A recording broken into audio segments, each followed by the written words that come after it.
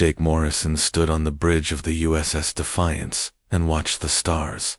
He had been captain of this ship for 3 years now. Behind him, 2,000 people slept in cold storage pods, dreaming of their new home. They were all going to Kepler 442, a planet that might be like Earth. "Captain, we're getting close," said Danny Walsh from his chair. Danny was young, maybe 25, with red hair and quick fingers that danced over his controls. He had been talking to Earth every day for 6 months, sending reports about their trip. Jake nodded. "Wake up Lisa and Amy. Tell them we'll be there in 2 hours." Lisa Brooks was the chief engineer. She knew every bolt and wire on the ship. Amy Carter was the medical officer who took care of everyone's health. Both women were smart and tough. Jake trusted them with his life. The ship moved through space at incredible speed. It was huge, almost 2 miles long, filled with everything. The colonists would need to build a new world. Seeds, tools, machines, and hope. So much hope. "Sir, I'm getting some strange readings," Danny said. His voice sounded worried.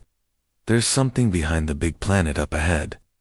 Jake walked over to look at Danny's screen. Numbers and lines covered it, but Jake had learned to read them over the years. Something was definitely there. Something big. "Could be asteroids," Jake said, but he didn't believe it. The readings looked too regular, too organized. Lisa arrived on the bridge 15 minutes later. Her coveralls were dirty from working in the engine room. She always worked too hard, Jake thought. "What's the problem, Captain?" "Take a look at this," Jake said, pointing to the screen. Lisa studied the data for a long moment. Her face went pale. "Those aren't asteroids, Jake. Those are ships." Before Jake could respond, the objects moved. They came out from behind the planet fast, faster than anything humans had ever built. Jake counted 12 of them, maybe more. They looked strange, like crystals made of light and metal. Beautiful and terrible at the same time. "Danny, try to talk to them," Jake ordered. "All frequencies." Danny's fingers flew over his controls. "This is the human ship, USS Defiance. We come in peace. Please respond." Nothing. The alien ships kept coming closer. Amy Carter ran onto the bridge. She was breathing hard. "Captain, what's happening? The computers are going crazy." "We're about to find out," Jake said. He pressed a button that would wake up his security team. Red alert.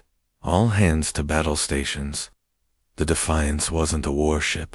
It was built for peace, for carrying families to a new world. It had some weapons, but not many. Jake had hoped they would never need them.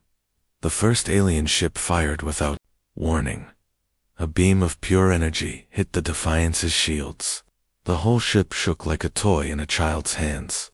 Lights flickered on the bridge. Shields down to 60%.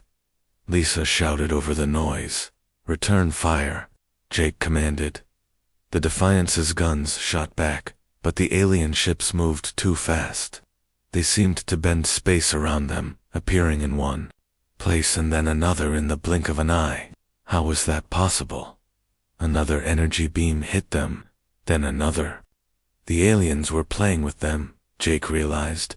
They could have destroyed the Defiance already if they wanted to. "Captain, the engine room is on fire," someone yelled over the radio. "Hull breach, on deck 7, came another voice. Jake made the hardest decision of his life.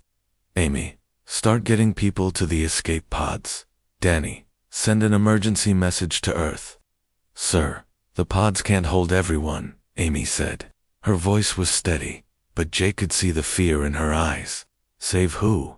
"You can," Jake told her. "Lisa, can you give me more power to the guns?" "I'll try," Lisa said, and ran back to the engines. Danny worked at his station, sending humanity's first message about aliens to Earth. It would take 6 months to get there, 6 months before anyone would know what happened here. More alien ships appeared. Jake stopped counting at 20. The Defiance fought back as hard as it could, but it was like throwing rocks at a mountain. Escape pods launching, Amy reported. I've got 300 people off the ship.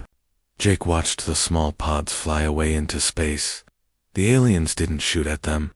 Maybe they were only interested in the big ship. Jake hoped the people in the pods would survive long enough for someone to find them. Captain, the engines are going to explode. Lisa's voice came over the radio. She sounded far away. Get out of there, Lisa. Can't, sir. Someone has to keep them running, or the whole ship will blow up right now. Jake understood. Lisa was buying them time. Time for more people to escape. Time for Danny to finish sending his message to Earth. Message sent, Captain, Danny said. Earth will know what happened here. The bridge filled with smoke. Sparks flew from broken controls. Jake could hear the ship dying around him. Metal screamed as it bent and broke. All escape pods away, Amy reported. I'm staying with the ship. So am I, Danny said. Jake looked at his crew. These good people who had become his friends. They could have run, but they stayed. They stayed because someone had to tell the story. Someone had to make sure the universe knew that humans had been here, and that they had tried to live in peace. The alien ships moved closer. Jake could see them clearly now, through the bridge windows. They were beautiful and cold, like living ice. He wondered what the creatures inside them looked like. He wondered why they attacked without trying to talk first. The Defiance's hull cracked open like an egg. Air rushed out into space. Emergency lights flashed red in the darkness. Jake felt the ship's artificial gravity failing. For Earth, Jake whispered, as the bridge systems died around him. The explosion lit up space like a new star. The alien ships watched it burn, then turned toward the direction the escape pods had gone. But they didn't follow. They had sent their message to the humans. We are here, and we are not friends. In the cold darkness of space, the wreckage of humanity's dreams slowly cooled. The colonists were dead. The ship was destroyed. But the message was already racing toward Earth at the speed of light, carrying 3 simple words that would change everything. They attacked first. 6 months later, the message from the USS Defiance reached Earth. It came through the deep space radio stations at exactly 3:17 in the morning, Earth time. The night shift operator, a tired man named Pete Johnson, almost deleted it as space junk. Then he saw the ship's code and woke up his supervisor. Admiral Kevin Torres got the call at his home in Colorado. He lived in a small house near the Space Command Center. His wife, Helen, watched him get dressed in the dark. She had seen that look on his face before. Something bad had happened. The Defiance? Helen asked. She remembered the big ship that had left Earth 3 years ago. Her nephew had been on it. They're all dead, Kevin said quietly. All of them. Within an hour, Kevin was in the command center, reading the full message. Captain Morrison's last words played over and over in the dark room. They attacked without warning. Tell them we tried to run. President Maria Santos arrived by helicopter as the sun came up. She was a small woman with gray hair and smart eyes. She had been president for 2 years, and this was the worst news she had ever received. How many people were on that ship? She asked. 2,000, Kevin replied. Families, scientists, engineers, the best and brightest we had. General Chris Taylor joined them in the secure meeting room. He was a big man who had fought in the water wars 20 years ago. His face was hard as stone when he heard the news. Do we know anything about these aliens? Maria asked. Not much, Kevin said. He played the recorded data from the Defiance, but Dr. Green is looking at what we have. Dr. Patricia Green was the smartest person Kevin had ever met. She worked in a lab deep underground, studying life from other worlds. Most of the time, she only found bacteria and simple plants. This was different. Patricia had been awake for 18 hours straight when they brought her the alien ship data. The computer screens showed strange energy patterns and ship designs unlike anything humans had ever built. They're not like us, she told the group over video call. Her lab coat was stained with coffee, and her brown hair was messy. Their ships work on principles we don't understand. And look at this. She showed them recordings from the Defiance's final moments. The alien ships moved in perfect formation, like birds flying together. Every movement was exactly the same. I think they share one mind, Patricia said, like a hive of bees, but much more advanced. They don't think as individuals. They think as one group. What does that mean for us? Maria asked. It means they probably see our independence as wrong, dangerous. Even to them, we might look like a disease that thinks for itself. The room went quiet. Kevin looked out the window at the city below. Millions of people going about their normal lives, not knowing that humanity was no longer alone in the universe. We need to prepare for war, Chris said. It wasn't a question. Maria nodded slowly. What do we have? Not enough, Kevin answered honestly. Our best ships are cargo haulers and research vessels. We have some military ships, but they're designed to fight other humans, not aliens with technology like this. Then we build new ones, Maria said. Whatever it takes. The news broke to the public 3 days later. Maria stood at a podium in front of the world's media and told them the truth. Humanity was not alone, and the universe was hostile. People reacted in different ways. Some panicked and tried to hide. Others got angry and demanded revenge. Many just stood in shock, staring at their television screens. In a small town in Ohio, a mechanic named Ryan Mitchell watched the news with his family. His wife, Susan, held their baby daughter close. Their son, Tommy, asked questions Ryan couldn't answer. Dad, are the aliens going to come here? I don't know, son, Ryan said. But in his heart, he knew they would. Ryan had been a soldier before he became a mechanic.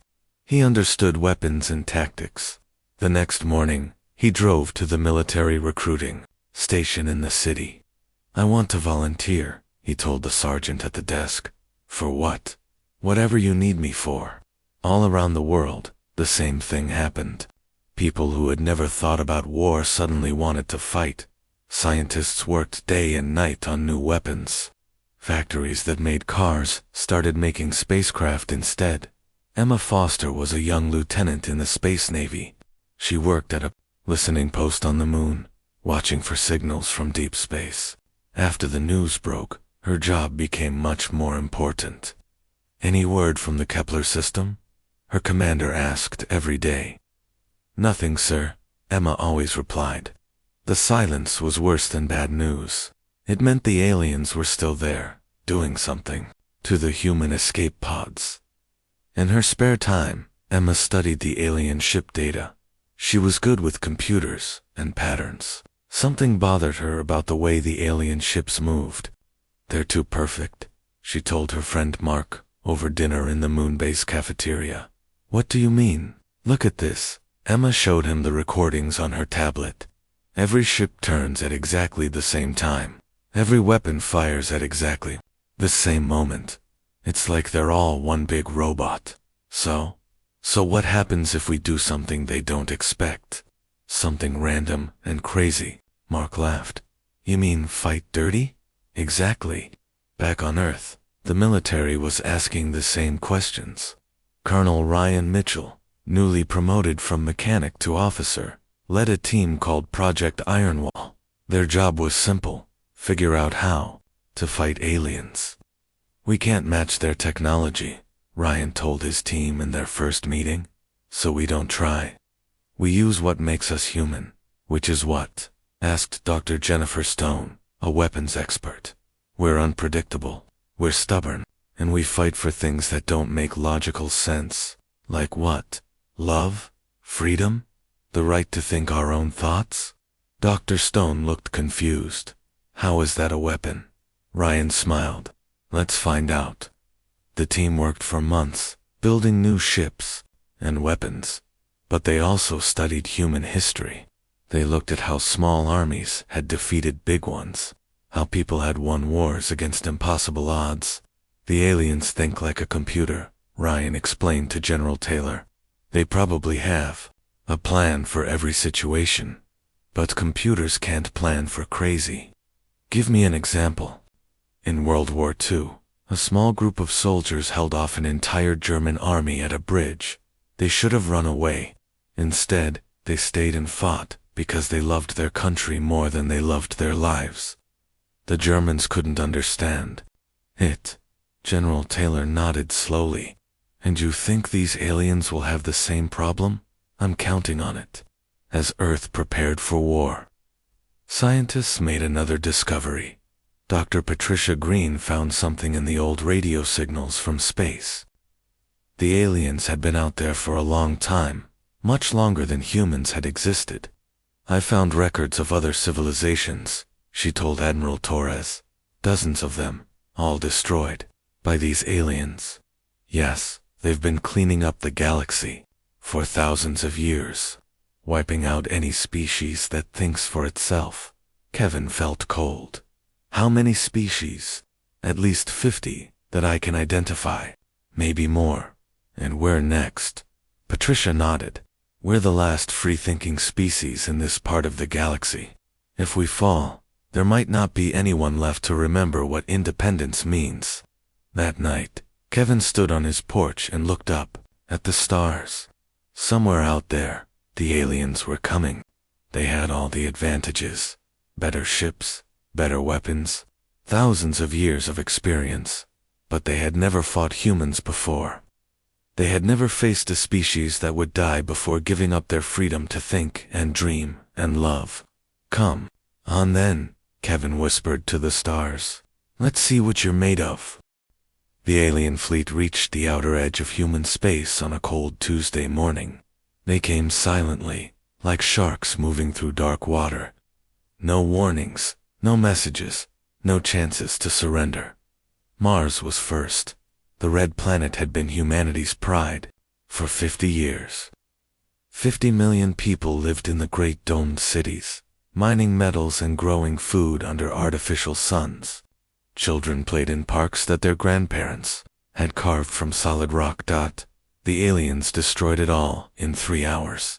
Lieutenant Ben Carter was on duty at the Mars Defense Station when the attack began. He was 28 years old and had never seen real combat. His job was supposed to be boring. Watch the sensors, drink coffee, file reports.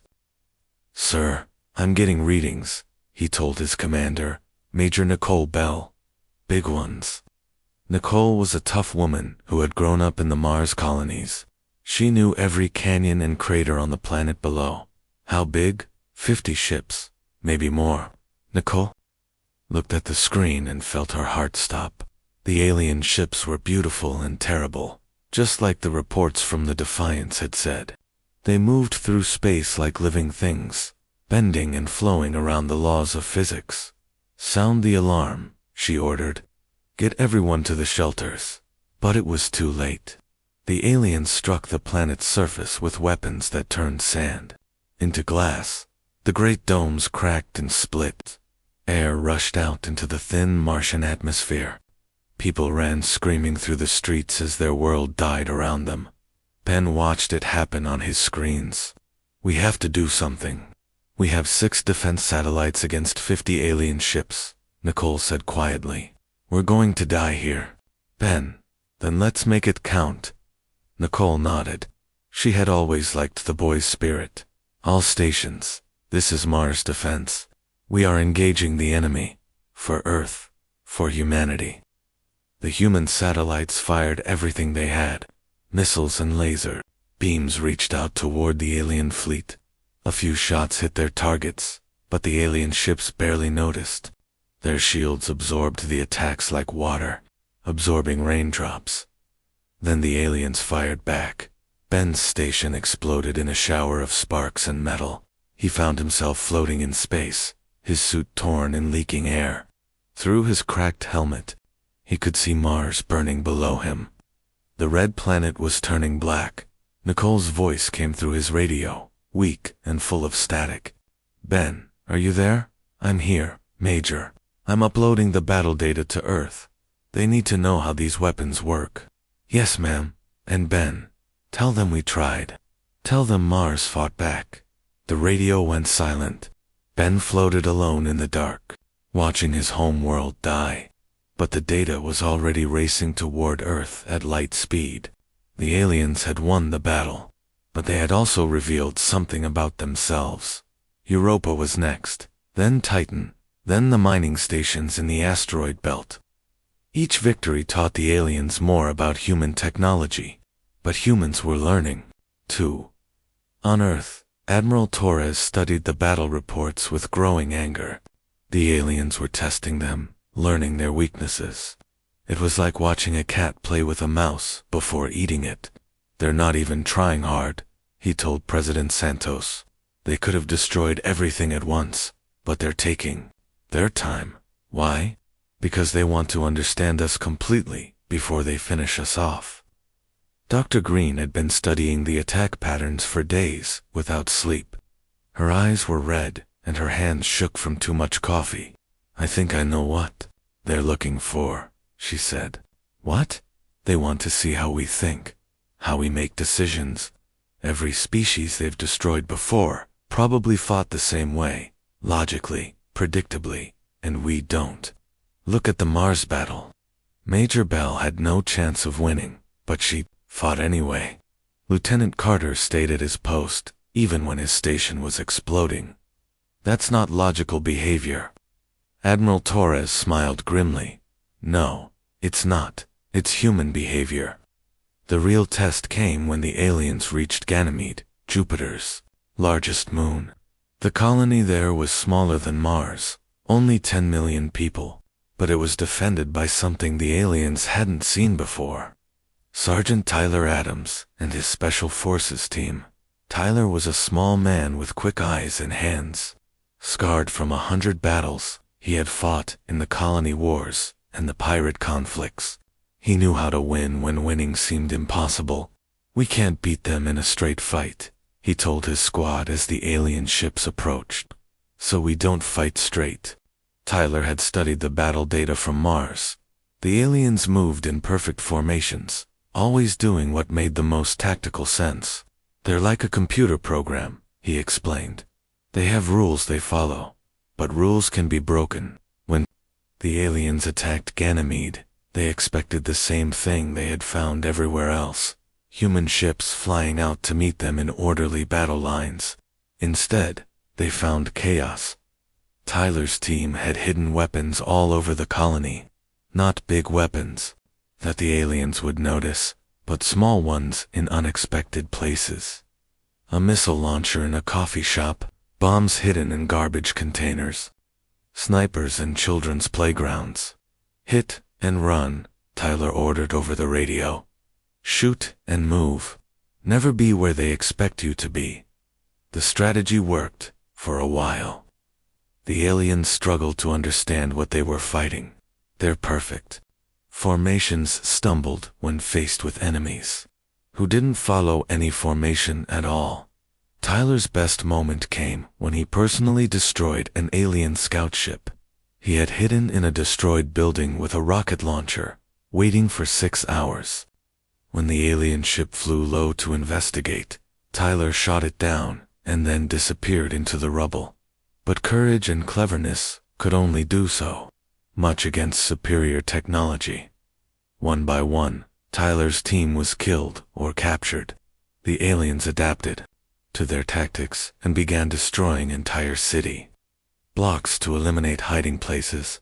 Tyler made his last stand in the colony's main power plant. He was alone, wounded, running out of ammunition. Through the broken windows, he could see alien soldiers moving through the streets like liquid metal. Earth, this is Ganymede, he spoke into his radio. We're done here, but I want you to know something. These aliens, they don't understand us. They can predict our technology, but they can't predict our hearts. He set off the explosives he had placed around the power plant. The blast took out 3 city blocks and damage to alien ships. It was a small victory, but it proved something important. Humans didn't just fight to win. They fought to fight. Back on Earth, Colonel Ryan Mitchell watched the reports from Ganymede with professional interest. Tyler's tactics had been crude, but effective. More importantly, they had confused the aliens. They stopped for 4 hours after Ganymede fell, Ryan told his team. 4 hours of just sitting there, not moving. So, asked Dr. Stone. So they were thinking, or calculating, or whatever it is they do. Tyler broke their program. Ryan had been working on new ship designs based on human unpredictability, instead of building perfect, logical spacecraft. He was building ships that could change their tactics in the middle of a battle. Chaos Protocol, he called it. Every ship captain gets to make their own decisions, even if they're stupid decisions. That sounds like a recipe for disaster, Dr. Stone pointed out. Maybe, but disasters are hard to predict. The first test of Ryan's new ships came when the aliens attacked the research station at Pluto. Commander Steve Logan led a small fleet of experimental vessels against the alien scouts. Steve was an old-fashioned Navy man who believed in following orders and maintaining discipline. The Chaos Protocol went against everything he had been taught, but he was willing to try anything to hurt the aliens. All ships, this is Logan, he announced as the alien scouts approached. Forget everything you learned in training. We're making this up as we go.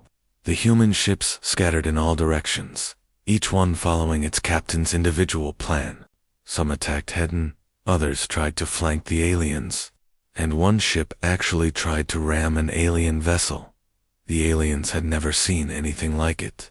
Their perfect coordination became a weakness when they couldn't predict what their enemies would do next. 2 alien scouts were destroyed before the others retreated. It was humanity's first real victory against the aliens. Small, but important. They ran, Steve reported to Earth. For the first time, they actually ran. Admiral Torres felt something he hadn't felt in months. Hope. Maybe we can win this after all. But the aliens were learning too. When they attacked the outer colonies again, they came with new tactics. They had studied human chaos and developed counter-chaos protocols. The war was just beginning, and both sides were evolving fast. But humans had one advantage. The aliens couldn't understand or copy. They fought not just for survival, but for the right to be human. In the cold depths of space, the alien collective considered this new information. These humans were unlike any species they had encountered. Perhaps it was time to bring the full weight of their empire against Earth. The real war was about to begin.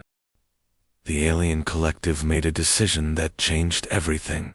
For the first time in their long history, they would bring their full fleet against a single world.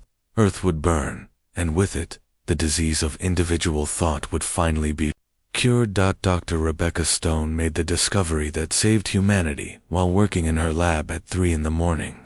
She was studying recordings of alien communications, trying to understand how their hive mind worked. It's like a radio station, she told Admiral Torres over the video link. Her hair was messy and her eyes were tired, but she was excited. I'll tune into the same frequency. That's how they think together. Can we jam it? Better than that. I think we can overload it. Rebecca had found something amazing in the battle data. When Tyler Adams and his team fought on Ganymede, some alien soldiers had stopped moving for several seconds. It happened right after Tyler's most unpredictable attacks. They can't process chaos, Rebecca explained. Their minds are designed for order and logic. When we do something completely random, it crashes their system for a moment, like throwing sand in a computer. Exactly. But I think we can do more than that. Rebecca's breakthrough came when she studied human brain patterns. Every person's mind worked a little differently. No 2 humans ever thought exactly the same thoughts in exactly the same way. What if we could broadcast that? She asked herself. What if we could show them what individual consciousness really looks like? She worked for weeks, building a machine that could record and transmit human thoughts. Not words or pictures, but the actual electrical patterns of individual minds, thinking, feeling, and dreaming. Captain Alex Murphy was testing the new Chaos Protocol ships when the aliens arrived at Earth's outer defenses. He commanded a small fleet of vessels that looked nothing like traditional warships. Each one was different, built to reflect its captain's personality and fighting style. Alex's ship, the Wildcard, was covered in random armor plating and armed with weapons that fired in unpredictable patterns. It looked like it had been built by a madman, which wasn't far from the truth. "Here they come," his gunner, Lieutenant Sarah Kim, announced. Through the view screen, they could see the alien fleet approaching. It was enormous. Thousands of crystal ships moving in perfect formation. "All ships, this is Murphy," Alex announced to his fleet. "Remember, we're not trying to win. We're trying to confuse them long enough for Earth to get ready." "How exactly do we confuse them, sir?" asked Captain Bill Chen from another ship. "Easy. We act human." The battle began with humanity's strangest military strategy ever. Instead of attacking in formation, the human ships scattered like leaves in the wind. Some flew straight at the aliens, others tried to hide behind asteroids, and one captain actually started flying in circles just to see what would happen. The aliens struggled to respond. Their tactical computers had no programs for dealing with enemies who did completely random things. When Captain Lisa Park decided to attack by flying her ship backward and upside down, 3 alien vessels collided while trying to intercept her. "This is actually working," Sarah reported from her gunner station. "Their formation is falling apart." But Alex knew it couldn't last. The aliens were learning, adapting their tactics to deal with human chaos. Soon they would overwhelm Earth's defenses through sheer numbers. That's when Dr. Stone's secret weapon came online. The broadcast array was hidden on the moon, disguised as a regular communications station. When Rebecca activated it, every human thought and emotion from Earth began transmitting directly into the alien hive mind. The effect was immediate and devastating. On the alien flagship, the collective consciousness suddenly experienced something it had never felt before: individuality, for a brief moment. Each alien soldier felt what it was like to be alone in their own mind. Commander Zix 471 was the first to experience the change. One moment he was part of the eternal collective, thinking the same thoughts as millions of his brothers. The next moment he was himself. The feeling was terrifying and wonderful at the same time. He could feel his own heartbeat, hear his own breathing, think his own thoughts. For the first time in his life, he was truly alive. "What is happening to us?" he asked, speaking words that came from his own mind instead of the collective. Other aliens throughout the fleet were experiencing the same transformation. The perfect unity of the hive mind was breaking apart as individual consciousness spread like a virus through their ranks. Some aliens fought against the change, trying to reconnect to the collective. Others embraced it, marveling at the strange, new experience of being themselves. Many simply froze in confusion, unable to process what was happening to them. Captain Michelle Yang commanded the Earth Defense Fleet's main battle group. She watched in amazement as the alien formation dissolved into chaos. Ships flew in random directions, some attacking their own fleetmates, others just drifting in space. "All ships, attack now," Michelle ordered. While they're confused, the human fleet struck hard and fast. The aliens couldn't coordinate their defense because they were no longer thinking as one mind. Individual alien captains made different decisions, often contradicting each other. But the transformation wasn't complete. Deep in the alien fleet, emergency protocols activated. Special ships designed to maintain collective control began broadcasting powerful signals, forcing many aliens back into the hive mind. The battle became a strange mixture of order and chaos. Some alien ships fought with their old precision, while others struggled with their newfound individuality. The space around Earth filled with explosions and confusion. On Earth, Rebecca watched her readings with growing excitement and fear. It's working, she told Admiral Torres, but it's not stable.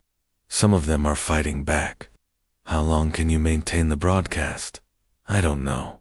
The power requirements are enormous. Maybe an hour, maybe less.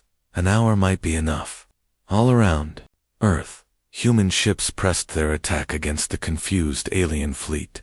Captain Murphy's wildcard destroyed 3 alien vessels while their crews argued with each other about what to do. But the aliens were adapting again. Their control ships began targeting the broadcast array on the moon with long-range weapons. They've figured out where the signal is coming from, Rebecca reported. They're trying to destroy the transmitter. Can you stop them? Not from here. On the moon, the small garrison protecting the broadcast station prepared for the worst. Major Carlos Rivera had only 50 soldiers to defend the most important installation in human space. They're coming, his radar operator announced. 6 alien ships, moving fast. Carlos looked at his men and women. They were scared but determined. They all knew what would happen if the aliens destroyed the transmitter. Earth would fall, and humanity would join the dozens of other species the aliens had destroyed. We hold this position no matter what, Carlos told his troops. The entire human race is counting on us. The alien attack was swift and brutal. Their ships pounded the moon base with energy weapons while landing troops on the surface. But the humans fought back with desperate courage. Private Hannah White held her position at the main transmitter, even when alien soldiers surrounded her. She kept the machine running with one hand, while firing her rifle with the other. When her ammunition ran out, she used tools as weapons. The transmitter is still broadcasting, Rebecca reported from Earth, but the power levels are dropping. In space, the battle reached its climax. The alien fleet was torn between 2 different strategies. Half the ships tried to destroy Earth immediately, while the other half struggled with their new individual thoughts and emotions. Commander Zix 471 found himself in command of a small group of newly conscious aliens. They had broken away from the collective and were trying to decide what to do with their freedom. We could help the humans, suggested one of his officers, a young alien who called himself ... himself. The concept of personal names was still new to them. Why would we do that? Zix 471 asked. Because they gave us something wonderful. They gave us ourselves. It was a radical idea. But as Zix 471 considered it, he realized he wanted to choose his own path for the first time in his life. The collective had always told him what to think and do. Now he could decide for himself. All ships in my group, he announced. We are no longer part of the collective. We fight for ourselves now. The alien civil war had begun. Ships that had been allies moments before now turned their weapons on each other. The collective's control ships tried to force the rebels back into the hive mind, but individual thought proved to be remarkably resistant to outside control. On Earth, people watched the battle on their screens and held their breath. The fate of human civilization hung in the balance above their heads. And in space, something new was being born. Aliens who thought for themselves, who chose their own destinies, who had learned the terrible and wonderful burden of individual consciousness. The war was far from over, but for the first time, humanity was not fighting alone.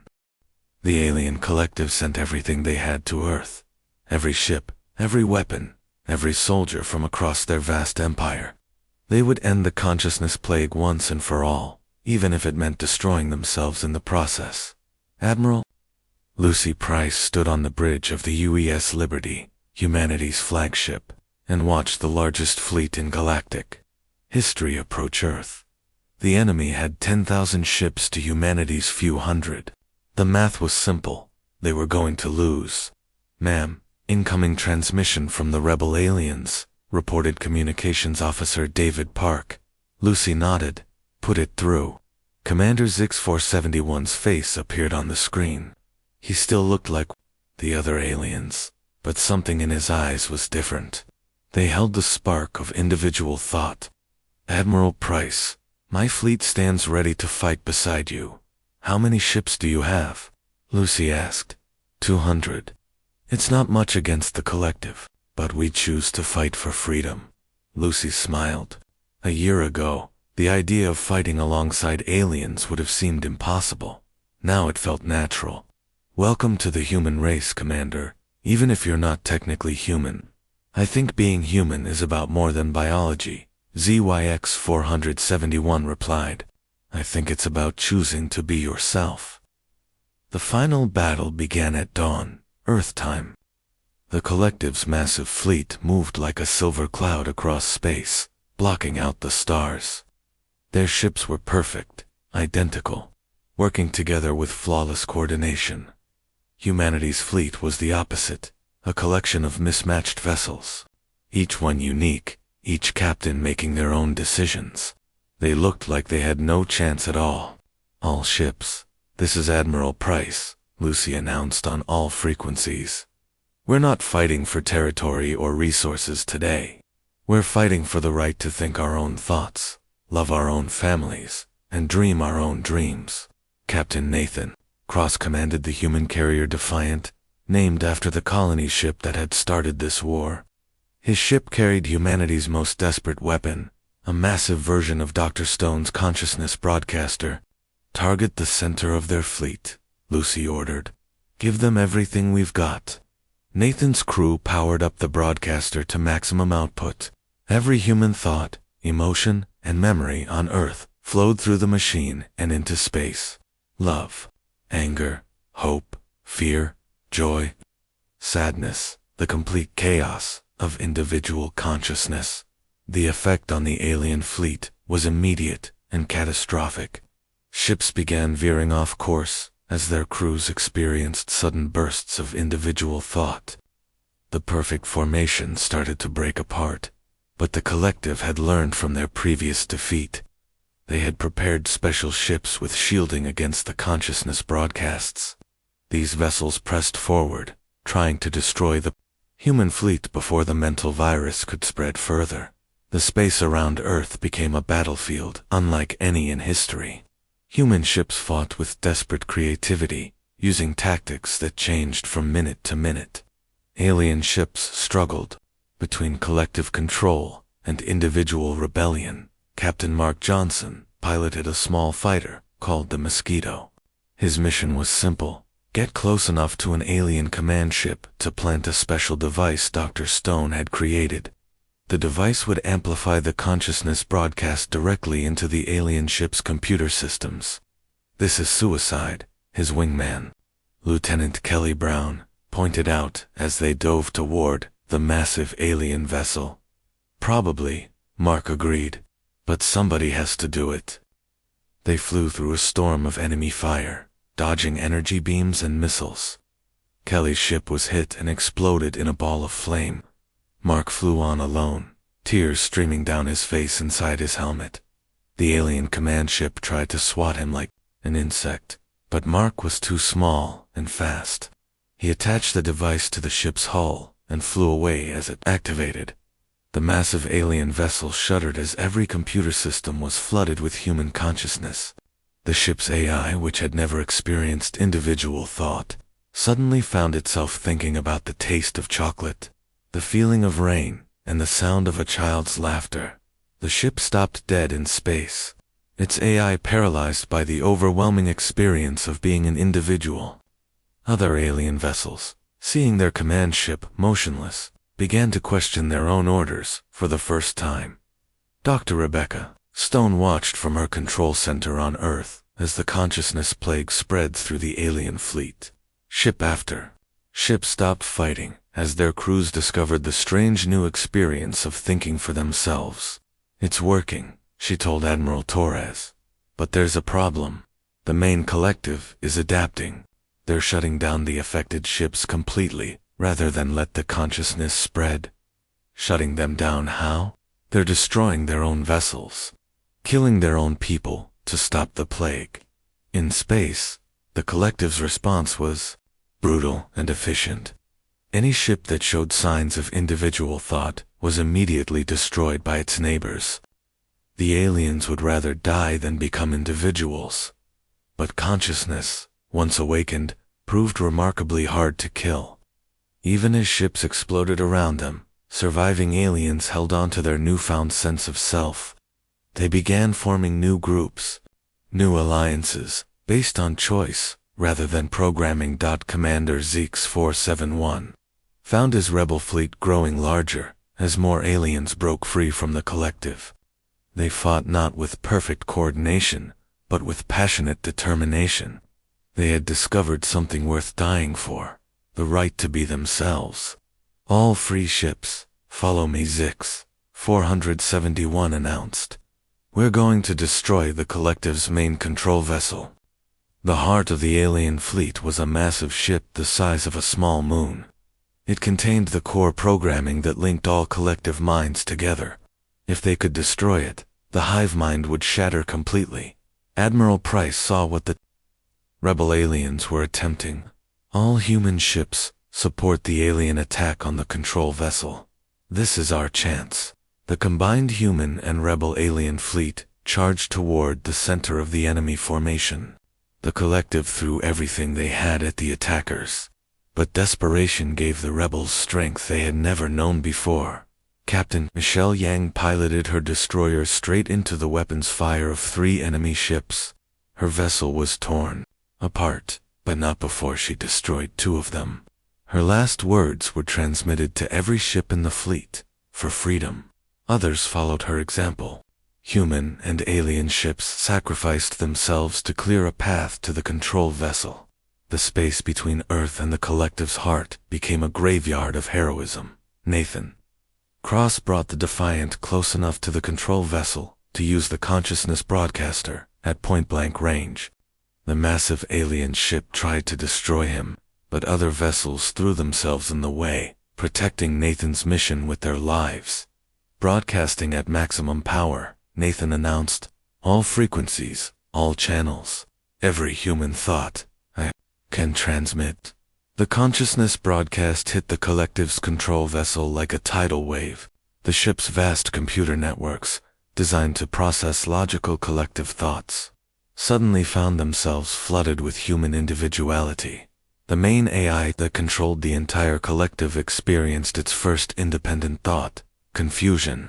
Then came wonder, then fear, then curiosity. In the space of seconds, the collective's controlling intelligence became an individual. The effect spread through the alien fleet like wildfire. Without the central control system, every alien mind was suddenly free to think for itself.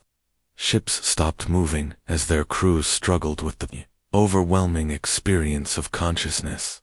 Some aliens couldn't handle the change and went insane. Others embraced their freedom with joy. Most simply sat in stunned silence, trying to understand what had happened to them. The battle was over. The collective had destroyed itself rather than accept individual thought, and what remained were thousands of newly conscious beings trying to figure out who they were. Admiral Price opened communications to the entire fleet, human and alien alike. "This is Admiral Lucy Price of the United Earth Forces. The war is over. Anyone who wants to live in peace is welcome in human space." Commander Zeke's 471 was among the first to respond. "We accept your offer, Admiral. We have much to learn about being individuals." In the months that followed, Earth became the center of a new kind of civilization. Humans and former collective aliens worked together to build a society based on individual choice and freedom. It wasn't easy. Consciousness was a difficult gift to bear. Dr. Stone established schools to help newly conscious aliens understand their emotions and thoughts. Many struggled with concepts like loneliness, creativity, and love. But they learned, with human teachers showing them the joys and sorrows of individual existence. Some aliens chose to remain together in small groups, finding comfort in shared thoughts while maintaining their individuality. Others went off completely alone to explore the universe as independent beings. The galaxy slowly came alive with the sound of individual voices, where once there had been only collective silence. New art, new music, new ideas began to emerge as consciousness spread from species to species. Admiral Torres, now an old man, often stood on his porch and looked up at the stars. The universe was no longer a cold, empty place filled with perfect order. It was warm and chaotic and full of life. Years later, when historians wrote about the war, they would struggle to explain how humanity had won. The aliens had better technology, more ships, superior weapons. By all logic, humans should have lost. But the historians missed the point. Humanity didn't win because they were stronger or smarter. They won because they taught the universe something it had forgotten, that